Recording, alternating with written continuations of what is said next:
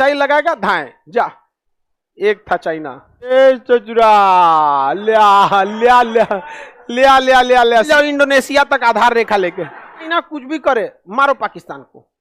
सीमा China की एगो बड़ी सी जहाज आई थी ना, मछली मार के लेके चल गई। श्रीलंका तो इसी में आ रहा है, अपन हो गए लो ना। अंडमान निकोबार से कितना फायदा है। कल गलती किया नेहरू ने। अभी म्यांमार में किसी की सरकार नहीं, कोई माई बाप नहीं, लेके चलाना चाहिए। समुद्र की सारी दूरियां किसी देश के तट से नहीं नापी जाती हैं, बल्कि उस देश के आधार रेखा यानी बेस लाइन से नापी जाती है। सारा देश अपनी अपनी सहूलियत के हिसाब से क्या खींच देता है, आधार रेखा यानी बेस लाइन खींचता है। किसी को दिक्कत नहीं ना, आधार रेखा यानी बेस लाइन खींच देता है। अब यहां से चालू होता है इंटरनेशनल कानून। ये जो शुरुआत का 12 नॉटिकल मील है, कितना नॉटिकल मील? 12। एक नॉटिकल मील बराबर 1.8 किलोमीटर। 852 होता है 1.8। समझ में आ गया कि नहीं आ गया? किसी को दिक्कत? एक नॉटिकल मील बराबर 1.852 किलोमीटर, यानी 10 नॉटिकल मील बराबर 18 किलोमीटर। 10 नॉट बराबर 18 किलोमीटर। तो समुद्री दूरी किस में नापते हैं? नॉटिकल मील। समुद्री दूरियों को उसमें लिखा हुआ है, नहीं लिखा है? सब लिखा है। चलो देखो इधर, समुद्री दूरी को कहां से नापते हैं?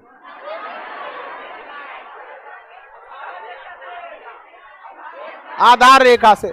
समुद्री दूरी को किस में नापते हैं? नॉटिकल मील। एक नॉटिकल मील बराबर 1.852 किलो। समुद्री गहराइयों को फैदम में नापते हैं। किस में नापते हैं? फैदम। एक फैदम बराबर 6 फीट। एक फैदम बराबर 6 फीट। समझ में आ गया कि नहीं? दूरी को कहां से नापेंगे? कहां से? बेस लाइन यानी आधार रेखा। नापेंगे कहां से? बेस। आधार रेखा से जो पहला 12 नॉटिकल होगा कि 12 किलोमीटर होगा? आधार रेखा से पहला 12 नॉटिकल मील जो होता है उसे हम लोग कहते हैं समुद्री सीमा। क्या कहेंगे? समुद्र। यही है भारत की समुद्री सीमा। इस सीमा में अगर कोई बिना परमिशन घुस गया, कोई इलाज नहीं, मार के गिरा देंगे लोग। नेवी आएगी, मार के गिरा देगी। समझ में आ गया कि नहीं आ गया? समुद्र यहीं से, यहां से कंप्लीट हमारा अधिकार होता है। यहां से हम सैन्य कार्रवाई कर सकते हैं। ठीक है। आधार रेखा से 24 नॉटिकल, यानी इस रेखा से 12, आधार रेखा से 24, तो इस वाली रेखा से 12, अगला 12 नॉटिकल अर्थात आधार रेखा से कितना? 24। उसे हम लोग कहते हैं संलग्न क्षेत्र, यानी उसी से लगा हुआ। इसमें अगर कोई एंट्री करेगा ना तो उससे हम लोग एंट्री फीस लेंगे लोग, सीमा शुल्क, कस्टम ड्यूटी। कहेंगे छोटा हमारे यहाँ आके तुम समुद्र गंदा कर दिया, सफाई हमारा काम है, ले आओ पैसा लाओ। कोई जहाज अगर जा रहा है इसे और गलती से में घुस के इसे निकल गया, ये चचुरा लिया लिया लिया लिया लिया लिया लिया सीमा शुल्क। समझ में आ गया कि नहीं आ गया? कस्टम ड्यूटी लग जाएगा। समझ में आ गया कि नहीं आ गया? अगर कोई दुश्मन का जहाज है, अगर घुस रहा है, चाइना का दुश्मन का जहाज इसमें घुस गया, तो सबसे पहले उससे क्या मांगा जाएगा? सीमा शुल्क। क्या माना जाएगा? सीमा देगा, सीमा शुल्क नहीं। अगर सूर्याइले घुस गया कहां पर? यहां आया और सूर्याइले घुस गया किस में? तो मार देगा आदमी नीचे, जा वहां पे पहले से लगल है हमें। तो देखिए, अगर किसी ने सीमा शुल्क दे दिया तो पहले ही पता है कि भैया ये ठीक ठाक आदमी है। सीमा शुल्क देने का मतलब आप हमारे नियम कानून को मान रहे हैं।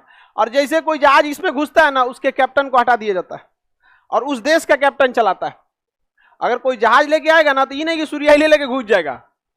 जैसे सीमा शुल्क दिया ना, उसके कैप्टन को कह दिया बगल में बैठ, अब हम लोग के यहाँ के खलासी ले जाएगा सब। चलियो हो दहीने दाब के मिश्रा जी, देखियो नहीं ना, बाएं बाएं। अब एक बात बताओ, सरकारी बस अड्डा देखे हो?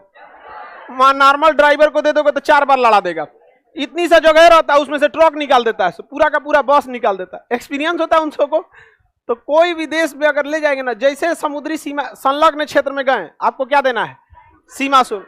और आपका कैप्टन हट जाएगा, उसी में रहेगा, साइड हो जाएगा, उसका खलासी आएगा, दाब के ने रुकियो अबे, और ट्रक खाली हो तो अबे निकल जाएगा, तब लगाएगा अपने वहां पे। सीमा शुल्क नहीं दिए हैं तो आपको वार्निंग देगा, रेडियो पे बोलेगा आप संलग्न क्षेत्र में सीमा शुल्क नहीं दिए हैं, आगे जा रहे हैं, वहां समुद्री सीमा चालू हो जाएगा, वहां कोई बोलने वाला भी नहीं रहेगा। कोई नहीं, सूर्याइले घुस जाएगा, मार देंगे। मिसाइल लगाएगा, धाए जा। एक था चाइना, इस सोच रही है सीधे कैला के चक्कर में हिया से आधार रेखा खींच देते हैं। लड़की सबका कबो पेटे ना भरता है कि इतना समुंदर मिला है तब वो इसको कम में प्लान क्या बना रही है ना कि आखिर समुद्री सीमा हम बढ़ा देते, 24 नॉट पे हम अपना आधार रेखा खींचते हैं, नहीं समझा, पूरा समुद्र कब्जा हो जाएगा, हेल जाओ इंडोनेशिया तक आधार रेखा लेके।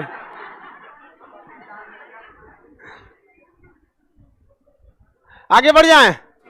अब यहां से जाएगा 200 नॉटिकल, कितना मिलता है 200, इसे कहा जाएगा एक्सक्लूसिव इकोनॉमिक जोन। क्या कहा जाएगा?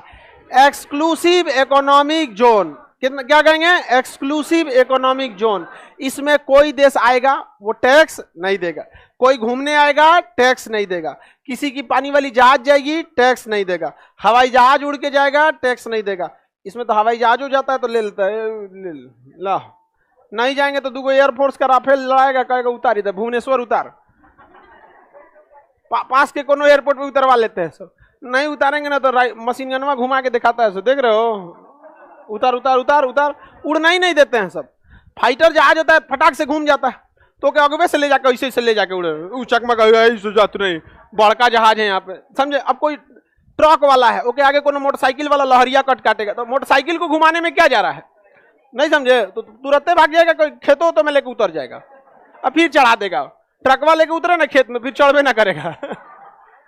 तो बड़की जहाजिया होती है उस सब में बड़ी दिक्कत होता है। फाइटर वाला में कौन चीज होता है, तो खड़े लेके ऐसे उड़ जाता है सब, उन सबको कोई दिक्कत। सुपरसोनिक होती है, उतार लेता है, चल उतर यहाँ पे, समझ में आ कि नहीं आ गया, उतार लिया जाता है यहाँ पे। एक बार चाइना का जहाज यहाँ से उतर के उड़ गया था इस साइड में, हमारी समुद्री सीमा। एयरफोर्स वाला कहा सब पूरा ऑर्डर मांगा सब उतार लें इसको, नेतवा सब कहा जाए छोड़ यार इस सब चीज को, बहुत गलती किया सब, बहुत हम लोग वाटर में ना चाइना को लेके थोड़ा सा हम लोग सॉफ्ट हो जाते हैं सर, है नहीं, चाइना में दम नहीं है। देखिए उसका एक क्यों इलाज है, चाइना को चढ़ाते रहता है पाकिस्तान, बात समझिए, इस चोट्टा को खाली टाइम है, जब चाइना कुछ भी करे मारो पाकिस्तान को, जब कुछ करे मारो चोट्टा को, यहाँ जब कुछ करे गलवान में घुसे, लाहौर में घुस, जब कुछ करे मारो इसको बिना मतलब का, धीरे धीरे समझ जाएगा। जहां चाइना घुसेगा ना तो पाकिस्तान कहेगा हमको मारेगा, आप छोटे हम चल हमको मारेगा आप। यही ना करता है उत्तरी कोरिया, जब अमेरिका कुछ करेगा दक्षिण कोरिया को मारने लगता है। वो बेचारा कूदे अमेरिका को समझाता है, मारत मारत ऐसे ही हर 6 महीना पे चाइना कुछ ना कुछ करते रहता है। ऐसे धीरे धीरे पीओके में 1 बीघा कब्जियाते खत्म हो जाएगा वहां पर, कुछ उसका कोई इलाज नहीं है। हाँ समझिए ध्यान से, यहाँ दूसरा देश को कोई रोक सकता है, लेकिन दूसरा देश यहाँ आके कोई लाभ नहीं कमा सकता है, घूम फिर के जा सकता है। यहाँ आके मछली मारने लगेगा तो ये देश कहेगा कि मार ले बेटा, मार मार, अच्छा मछलियां मार लेगा तो रख लेगा मछलियां। समझ आ गया कि नहीं आ गया? अगर यहाँ से आके कोई कोयला निकालेगा, समुद्र के नीचे कोयला के बड़े बड़े चट्टान पाए जाते हैं, तो निकाल बाबू निकाल, जब निकाल लेगा ना तो रख लेगा, ले आओ यहाँ, बेरोजगार बना देगा वहां पे। यहाँ पे अगर पेट्रोल निकालेगा ना तो निकालने के टाइम क्या कर लेगा, रख लेगा। तो कोई इस पे करता नहीं है। ऐसे हर देश का समुद्री सीमा होता है, पाकिस्तान का भी अपना समुद्री सीमा है।